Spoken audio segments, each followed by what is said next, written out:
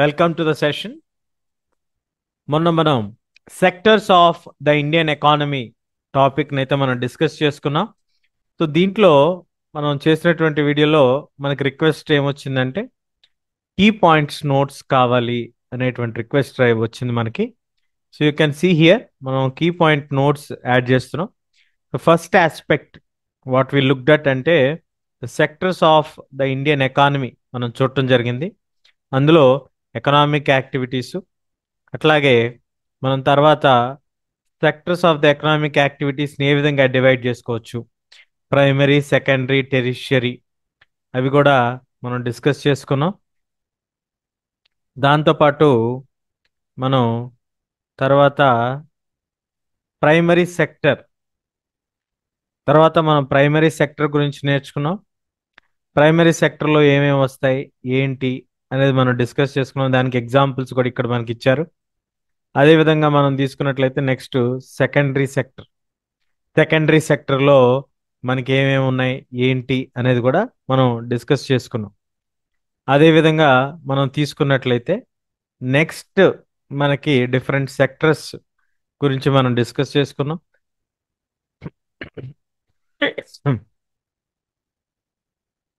ఈ డిఫరెంట్ సెక్టర్స్తో పాటు మనం తీసుకున్నటువంటి థర్డ్ సెక్టర్ టెరిషరీ సెక్టర్, అట్లాగే comparison between the three sectors, మూడు సెక్టర్స్ యొక్క కంపారిజన్, గూడ్స్ అండ్ సర్వీసెస్లో ఉండేటువంటి టైప్స్ ఏంటి, అందులో ఉండేటువంటి డిఫరెంట్ ఆస్పెక్ట్స్ ఏంటి అనేది మనం డిస్కస్ చేసుకున్నాం. ఆ తర్వాత final goods, intermediate goods, what is gross domestic product, ఇవన్నీ కూడా మనం డిస్కస్ చేసుకోవటం జరిగిందనమాట. సో ఇలా మనకి ఎవ్రీ పాయింట్ యొక్క నోట్స్ అనేది మనం యాడ్ చేసాము. So you can refer all the points notes, and if you have any doubts you can definitely comment on the comment section so that we can again discuss all the doubts. So మీకు ఎట్లాంటి సందేహాలు ఉన్నా doubts ఉన్నా మనకి తెలియజేసినట్లయితే ఈ notes మీ అందరికీ ఉపయోగపడుతుందని భావిస్తున్నా. కాబట్టి దయచేసి అందరూ కూడా చెక్ చేసుకోండి. ఇందులో మీకు ఏదైనా ఇంపార్టెంట్ పాయింట్స్, మీకు ఇంకేదైనా కావాలన్నా, ఇంకేదైనా డౌట్ ఉన్నా, హిస్టారికల్ సిగ్నిఫికెన్స్ మనం చూస్తున్నాం ఇక్కడ. అదేవిధంగా మనకి ప్రైమరీ, సెకండరీ, టెరిషరీ సెక్టర్ యొక్క కాంట్రిబ్యూషన్ జీడిపిలో ఎంత ఉంది ఏమిటి అనేది మనం చూస్తున్నాం. అలాగే మనకి ఈ rising of importance for the service sector యొక్క ఇంపార్టెన్స్ పెరగటానికి గల కారణం ఏంటి అనేది కూడా మనం డిస్కస్ చేసుకోవటం జరిగిందనమాట. అంటే ఆల్రెడీ మనం ఈ పాయింట్స్ అన్ని డిస్కస్ చేసుకున్నాం కాబట్టి ఐఎమ్ నాట్ డిస్కసింగ్ అగైన్, మళ్ళీ నేను డిస్కస్ చేయట్లేదు. బట్ దీనికి సంబంధించిన నోట్స్ మనం ఆ రోజు వీడియోలో యాడ్ చేయలేదు.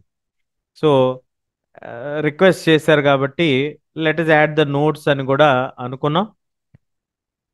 దానికి సంబంధించిన నోట్స్నే మనం యాడ్ చేయడం జరిగింది.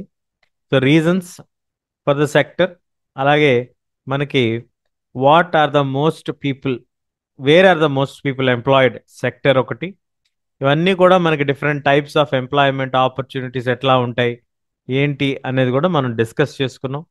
అదేవిధంగా మీరు ఇక్కడ చూసుకుంటే under unemployment, disguised unemployment, seasonal unemployment aspect, అట్లాగే హౌ టు క్రియేట్ ఎంప్లాయ్మెంట్ ఎలా క్రియేట్ చేసుకోవాలి, దానికి ఉండేటువంటి షార్ట్ టర్మ్ గర్ల్స్, అలాగే లాంగ్ టర్మ్ గోల్స్, ఈ గోల్ సెట్టింగ్స్ ఇవన్నీ చూస్తున్నాం.